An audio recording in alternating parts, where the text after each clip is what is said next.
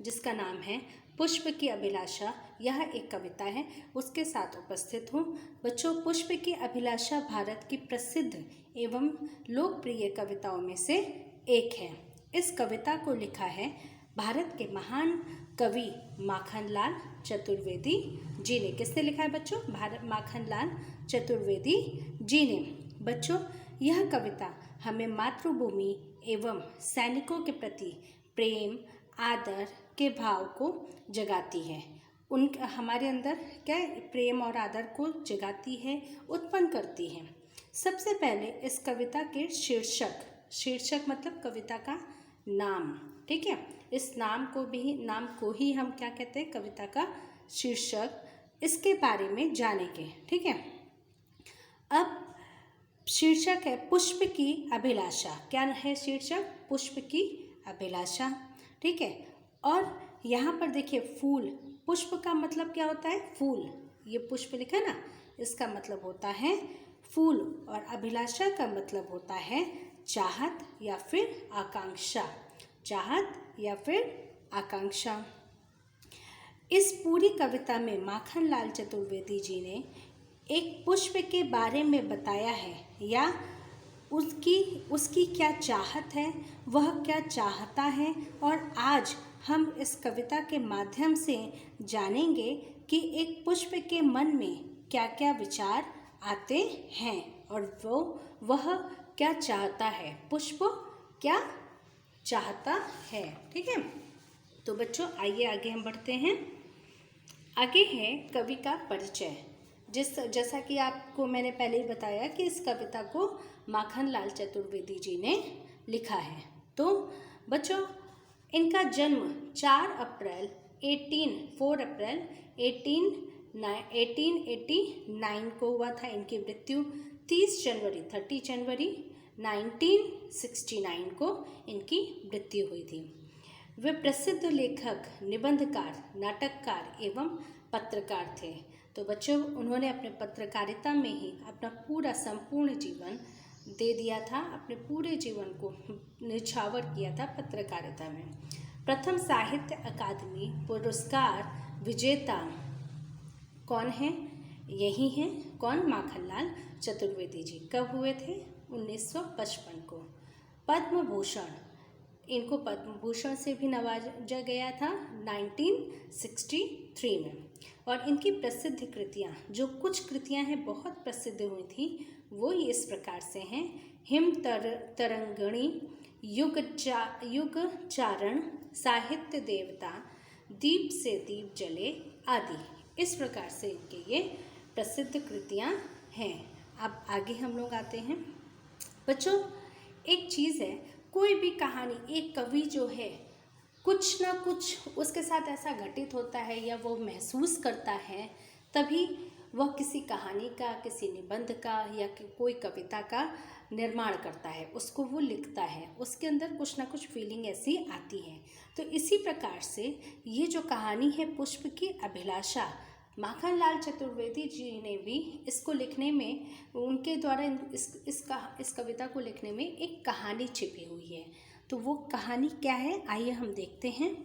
बच्चों, इस कविता की एक कहानी जुड़ी है जो मैं यहाँ आपको बताना चाहूँगी। बात है 1921 की, जब पूरे देश में असहयोग आंदोलन छिड़ा हुआ था और देश के अलग अलग अंग्रेजी शासन के खिलाफ क्या हो रहा था? आवाज़ उठ रही थी, ठीक है। तब एक ऐसी ही आवाज़ माखनलाल चतुर्वेदी जी ने, जो हमारे कवि हैं माखनलाल चतुर्वेदी जी ने उठाई थी, जिसके लिए उन्हें 10 माह यानी 10 महीने का कठोर कारावास की सज़ा हुई थी, ठीक है। और उस समय उन्हें बिलासपुर के एक जेल में रखा गया था। तभी वहीं पर उन्होंने इस कविता की रचना की, जिसको हम पुष्प की अभिलाषा के नाम से जानते हैं, ठीक है। तो अब हम आगे बढ़ते हैं अपनी इस कविता के बारे में। प्रस्तुत कविता में कवि ने पुष्प की अभिलाषा के माध्यम से भक्ति की भावना प्रकट की है, जिससे भारतीयों के मन में देश के प्रति क्या हो बच्चों? भावना प्रेम के प्रकट हो।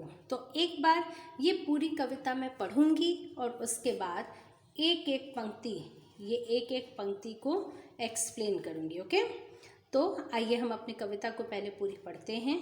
चाह नहीं मैं सुरबाला के गहनों में गूथा जाऊं, चाह नहीं प्रेमी माला में बिंद प्यारी को ललचाऊं, चाह नहीं सम्राटों के शव पर हे हरि डाला जाऊं, चाह नहीं देवता के सिर पर चढ़ूं भाग्य पर इठलाऊं, मुझे तोड़ लेना वनमाली, उस पथ पर तुम देना फेंक, मातृभूमि पर शीश चढ़ाने जिस पथ पर जाएं वीर। तो ये पूरी हमारी कविता है। अब हम लोग आगे हर एक पंक्ति को, यानी यहाँ से यहाँ तक ऐसे हर एक पंक्ति को पढ़ेंगे और उसके अर्थ को समझेंगे। तो बच्चों आगे हैं, क्या है हमारी पहली पंक्ति?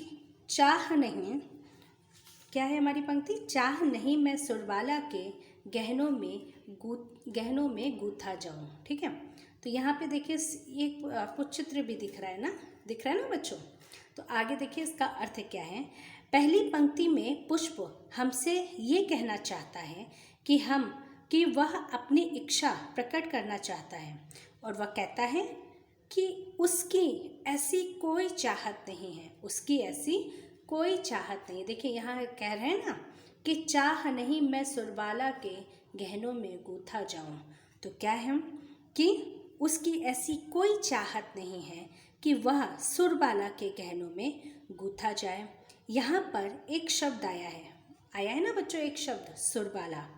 क्या शब्द आया? सुरबाला, जिसका अर्थ होता है अप्सरा। क्या अर्थ होता है? अप्सरा। ठीक, जैसा कि आप इस चित्र को देख रहे हो, ये चित्र आप देख रहे हो पूरा, ये देखिए ये चित्र है ना अप्सरा। ठीक है, इस चित्र में भी देख सकते हैं एक सुंदर सी सुरबाला या अप्सरा आपको यहाँ दिखाई दे रही है। हिंदू धर्म की मान्यताओं के अनुसार स्वर्ग की नृत्यांगनाओं को अप्सरा या सुरबाला कहा जाता है। ठीक है, और क्या है, और वे अपनी सुंदरता को और अधिक बढ़ाने के लिए, जो सुरबाला हैं, इस अप्सराएं होती हैं, ये अपनी सुंदरता को और बढ़ाने के लिए पुष्प के आभूषण धारण करती हैं। तो पुष्प की ऐसी कोई चाहत नहीं है। यहाँ पर जिस प्रकार से ये लाइन लिखी है कि चाह नहीं मैं सुरबाला के गहनों में गूथा जाऊं, तो पुष्प की यहाँ ऐसी कोई चाहत नहीं है कि वह सुरबाला के गहनों में गूथा जाए। वह अब यहाँ पर दूसरा शब्द आ रहा है, गूथा। देखिए ये शब्द आ रहा है ना, गूथा। तो गूथने का मतलब होता है, अर्थ होता है, जिसका अर्थ होता है फंसना, यानी कि वह उसके गहनों में गूथ कर फंसना नहीं चाहता है। ठीक है, वहीं तक फंस के सीमित रहना नहीं चाहता है। अपितु यहाँ पे पुष्प की कुछ और चाह है, इसीलिए वो कहता है कि मैं केवल सुरबाला के गहनों में गूथ कर वहीं तक फंसना नहीं चाहता हूँ, ये मेरी चाह नहीं है। तो अब इसके साथ ही हम लोग आगे की लाइन को पढ़ेंगे, दूसरी पंक्ति को पढ़ेंगे। दूसरी पंक्ति है कि चाह नहीं प्रेमी माला में बिंद प्यारी को ललचाऊं। ठीक है, दूसरी क्या पंक्ति हमारी? चाह नहीं प्रेमी माला में बिंद प्यारी को ललचाऊं। एक और यहाँ पे भी चित्र देखिए साइड में दिख रहा है कि एक शादी हो रही है जिसमें एक दूसरे को वरमाला पहना रहे हैं। अभी ये जब आप लाइन का अर्थ समझोगे तो इसको आपको समझ में आएगा यहाँ पे ये चित्र क्यों दिया मैंने। यहाँ पर पुष्प हमारे सामने कुछ और अपनी इच्छा, पहली पंक्ति में इच्छा थी कि सुरबाला के गहनों में केवल गूंथ के नहीं रहना चाहता हूँ, उनकी ये इच्छा थी। और आगे इस पंक्ति में क्या इच्छा है, आइए हम वो देखते हैं। यहाँ पर पुष्प हमारे सामने कुछ और इच्छाएं प्रकट कर रहा है। वह यह कहता है कि प्रेमी माला में बंद कर नहीं रहना चाहता। प्रेमी माला में बंद कर, बिंद का मतलब होता है बंधना, ठीक है, बंद कर नहीं रहना चाहता। यहाँ पहला शब्द आ रहा है प्रेमी माला, पहला शब्द आ रहा है ना प्रेमी माला। तो बच्चों प्रेमी माला से अर्थ है यानी कि विवाह के अवसर पर जिन मालाओं का प्रयोग होता है, ये देखिए हर दोनों के हाथ में माला है ना, विवाह के अवसर पर जिन मालाओं का प्रयोग किया जाता है उन्हें हम प्रेमी माला कहते हैं। तो जैसा कि आप इस चित्र में भी देख रहे हो, इस चित्र में आप देख रहे हो ना, ठीक है, कि यहाँ पर एक वर दिखाई दे रहा है और एक वधू दिखाई दे रही है जिसके हाथों में मालाएं हैं। तो इन मालाओं को वरमाला या प्रेमी माला कहा जाता है। इस माला को वरमाला या प्रेमी माला कहा जाता है। तो इस प्रकार की मालाओं में बंध कर नहीं रहना चाहता है कौन? पुष्प। यहाँ पर एक और शब्द का प्रयोग है, ललचाऊं। ये देखिए एक और शब्द का प्रयोग है, ललचाऊं, जिसका अर्थ है यहाँ पर ऐसा है कि ऐसी कोई इच्छा या लालच नहीं रखता पुष्प कि वह उसमें बंद कर रहना चाहता है। ठीक है, तो छोटा सा समरी कि चाह नहीं प्रेमी माला में बिंद प्यारी को ललचाऊं, कि पुष्प यहाँ पर नहीं चाहता है कि प्रेमी की जो ये मालाएं हैं मैं केवल इन्हीं में गूंथ कर बंध जाऊं। मेरी ऐसी कोई लालच नहीं है, कोई ऐसी लालसा नहीं है। यहाँ पुष्प की कुछ और ही लालसा है, उसकी कुछ और ही वो चाहता है, आगे हम देखेंगे। ठीक है, अब देखिए नेक्स्ट। तो बच्चों यह हमारी तीसरी पंक्ति है और इस पंक्ति में हम देखते हैं कि कवि कहता है, कवि पुष्प की इच्छा को प्रकट करते हुए कहते हैं कि चाह नहीं सम्राटों के शव पर हे हरि डाला जाऊं। ठीक है, क्या कहते हैं? चाह नहीं सम्राटों के शव पर हे हरि डाला जाऊं।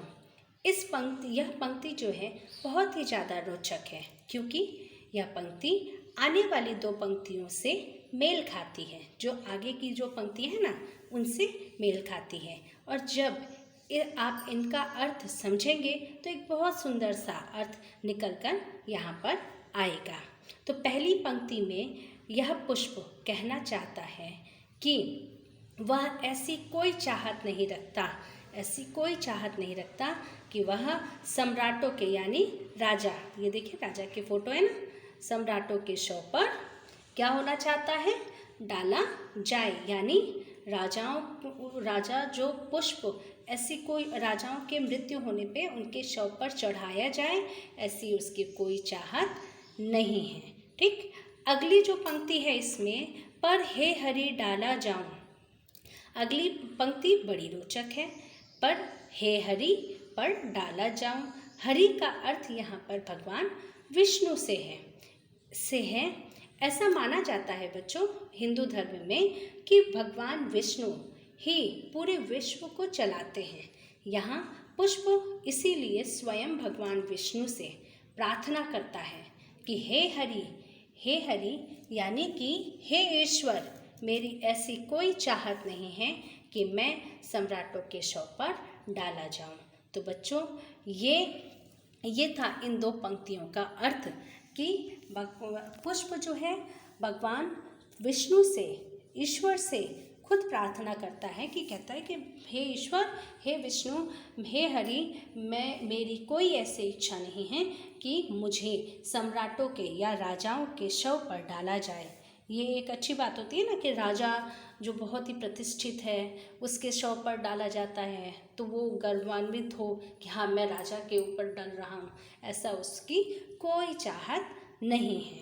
तो अब इसके साथ हम आगे बढ़ते हैं अगली पंक्ति पर। अगली पंक्ति है कि चाह नहीं देवों के सिर पर चढ़ूं, भाग्य पर इठलाऊं। क्या है बच्चों? चाह नहीं देवों के सिर पर चढ़ूं, भाग्य पर इठलाऊं। तो बच्चों पिछली दो पंक्तियों में हमने पढ़ा था कि किस प्रकार पुष्प चाहत रखता है कि वह सम्राटों की शव पर नहीं डाला जाना चाहता। और इस पंक्ति में वह स्वयं फिर से ईश्वर से कहता है और उनके लिए कहता है कि क्या कहता है कि वह ऐसी कोई चाहत नहीं रखता कि वह आपके सिर पर, यानी ईश्वर को कह रहा कि ईश्वर आपके भी सिर पर, ठीक है, चढ़ने और चढ़ूं और अपने भाग्य पर इठलाऊं, है ना। कहता है कि देवों के सिर पर चढ़ूं और भाग्य पर इठलाऊं, यानी आपके सिर पर भी चढ़ूं और फिर अपने भाग्य पे इठलाऊं कि मुझे भगवान पर चढ़ाया जाता है, मेरी ऐसी भी कोई इच्छा नहीं है। ठीक है। और क्या है, सिर पर चढ़े और अपने भाग्य पर इठलाएं, जैसा कि आप इस चित्र में देख रहे हैं। नीचे देख रहे हैं ना बच्चों, आप शिवलिंग पर देखिए कितना सारा फूल चढ़ा हुआ है ना। पूरी शिवलिंग को सजाया गया है, किससे? फूलों से सजाया गया है ना, दिख रहा है आपको। तो अब देखिए कि के ऊपर इस प्रकार से फूलों का अर्पण हुआ है, सजाया गया है और उनके सर पर रखा जाता है, तो पुष्प की ऐसी कोई भी चाहत नहीं है। ठीक, अब हम आगे अगली पंक्ति में आ जाते हैं। अगली जो पंक्ति है हमारी, मुझे, क्या पंक्ति है बच्चों? मुझे तोड़ लेना वनमाली। यहाँ पर पुष्प क्या कहता है? मुझे तोड़ लेना वनमाली, उस पथ पर देना तुम फेंक। यहाँ पर देखिए वो अपनी असली जो इच्छा है वो अब जाहिर कर रहा है। आगे इसके पहले जितनी पंक्तियाँ थी वहाँ पर वो क्या जाहिर कर रहा था कि मेरी ऐसी कोई इच्छा नहीं है कि वो स्वरबाला के गहने में गूँथा जाए और प्रेमी के माले में गूँथा जाए या सम्राटों के शव पर चढ़ाया जाए या भगवान के स्वयं सिर पर उसे चढ़ाया जाए और अपने भाग्य पर इठलाए। ऐसी पुष्प की कोई चाहत नहीं है। वह इसके पहले उसने अपनी सारी चाहत को बताया कि इस तरीके की मेरी कोई चाहत नहीं है। अब वो अपनी चाहत को दिखाने की कोशिश कर रहा है इस लाइन के माध्यम से। मुझे तोड़ लेना वनमाली, उस पथ पर देना तुम फेंक, है ना। तो इस लाइन में देखिए क्या दिखाना चाहता है पुष्प। बच्चों पंक्ति बहुत ही ज़्यादा महत्वपूर्ण है। यहाँ पुष्प वनमाली से कह रहा है, असल में यह पूरी कविता जो है, ये जो पूरी कविता है, पुष्प वनमाली से ही बात कर रहा है। किससे बात कर रहा है? वनमाली से ही बात करता है। जो फूल को वनमाली ही फूल की देख रेख करता है ना बच्चों, करता है कि नहीं करता है? वनमाली तो देखता है ना, कहीं भी मूवमेंट होना है फूल का तो फूल स्वयं तो नहीं जाता ना, कौन करता है? वनमाली करता है। तो बच्चों जैसा कि आप इस चित्र में देख सकते हैं कि यहाँ पर एक माली, साइड में देखिए ये माली दिख रहा है आपको, ये खड़ा हुआ माली देखिए, ये है ना, एक माली आपको दिखाई दे रहा है जिसके हाथों में क्या है? काफ़ी सारे फूल हैं, बहुत सारे फूल हैं। देखिए ये काफ़ी सारे फूलों को लिया हुआ है। यहाँ फूल वनमाली से कहता है कि तुम मुझे तोड़ लेना, और यह बात वनमाली से ही कहना चाहता है कि इसके पीछे भी एक कारण है। ये जो बात कहता है वो कहने का भी एक कारण है, क्योंकि पुष्प है वह स्वयं से कहीं नहीं जा सकता, इसीलिए वो वनमाली से कह सकता है ना। तो पूर्ण रूप से डिपेंड होता है किस पर? माली पर होता है, जो उसे उसकी इच्छा के अनुसार कहीं पे भी पहुंचा सकता है। वह वनमाली से ही कह सकता है। तो यहाँ कहता है पुष्प कि फूल अपने माली से कहता है कि माली तुम मुझे तोड़ लेना और उस रास्ते पर, उस पथ पर, जैसा कि ये चित्र में आपको दिख रहा है बच्चों, ये पथ दिख रहा है ना, रास्ता, इसको पथ बोलते हैं, रास्ता बोलते हैं, है ना। तो कहते हैं कि उस पथ पर मुझे, कौन सा पथ बच्चों? अब यहाँ पे फूल कह रहा है कि मुझे तोड़ लेना वनमाली और उस पथ पर डाल देना, फेंक देना। कौन से पथ पर फेंकने की बात कर रहा है यहाँ बच्चों? तो यह अगली पंक्ति में हमें पता चल जाएगा। ठीक है, कि यहाँ पर पुष्पमाली से सिर्फ इस लाइन का अर्थ यह है कि पुष्प इस वनमाली से जो उसकी रक्षा करता है, उसको पानी देता है, उसको बड़ा करता है, उससे कहता है कि तुम मुझे तोड़ लेना वनमाली और उस पथ पर तुम फेंक देना। कौन सा पथ बच्चों? अब अगली पंक्ति पे हम देखते हैं कौन सा पथ। ठीक है, मातृभूमि पर शीश चढ़ाने जिस पथ जावे वीर अनेक, यानी कि उस पथ पर डालना है, उस पथ पर फेंका था। पिछली लाइन में जो बोला था कि उस पथ पर फेंक देना, कौन सा पथ था? उस पथ पर फेंकने की बात कह रहा पुष्प जिस पथ से कौन वीर जवान, जो अनेक वीर जवान हैं, सैनिक हैं हमारे, वो जिस पथ से होकर गुजरते हैं। ठीक है, तो यहाँ पे लाइन देखें, मातृभूमि पर शीश चढ़ाने जिस पथ जावे वीर अनेक। ये कौन वीर, ये देखिए वीर अनेक है ना, ये सारे हमारे वीर सैनिक ही तो है ना, वीर अनेक। यहाँ पर उस पथ की बात कह रहा है जहाँ हमारे बहादुर सैनिक गुजरते हैं, जिन रास्तों से गुजरते हैं, ताकि उन्हें, और यहाँ पर पुष्प की देखिए कितनी इच्छा है, वो कितना सोच रहा है, उस एक छोटे से फूल का अपने देश के प्रति, अपने सैनिक के प्रति कितना प्यार है कि इसलिए कह रहा है कि उस पथ पर डाल देना कि उस रास्ते पर जो कंकड़ पत्थर हैं वो हमारे सैनिक के पैर में कहीं गड़ न जाए, उन्हें लग न जाए, और वह अपने कार्यों में सफल हो जाएं कि देश की रक्षा करें और देश की हमारी रक्षा करें। तो बच्चों, एक छोटा सा पुष्प कितना महान विचार रख सकता है ना बच्चों। तो इसीलिए ये जो पूरी कविता है, इस पूरी कविता में पुष्प की यही अभिलाषा है कि मुझे आप एक सुरबाला के गहने पर मत गूंथना, मुझे आप एक प्रेमी के माले में मत गूंथना, मुझे आप सम्राटों के शव पर, राजाओं के शव पर मत फेंकना, मत डालना, मुझे आप ईश्वर स्वयं अपने ऊपर मत चढ़ाना कि मैं आपके ऊपर नहीं चढ़ना चाहता। ये सारी इच्छाएं मेरी नहीं हैं कि जिससे मैं अपने भाग्य पर इठलाऊं, बड़ा खुश हूँ, नहीं।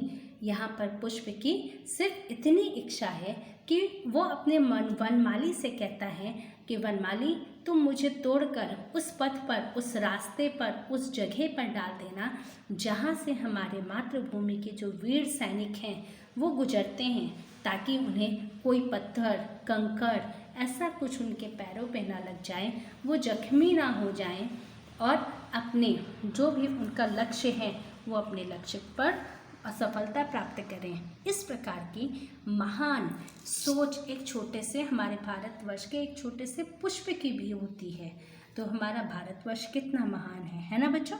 तो आशा करती हूँ आपको यह कविता अच्छे से समझ में आई होगी।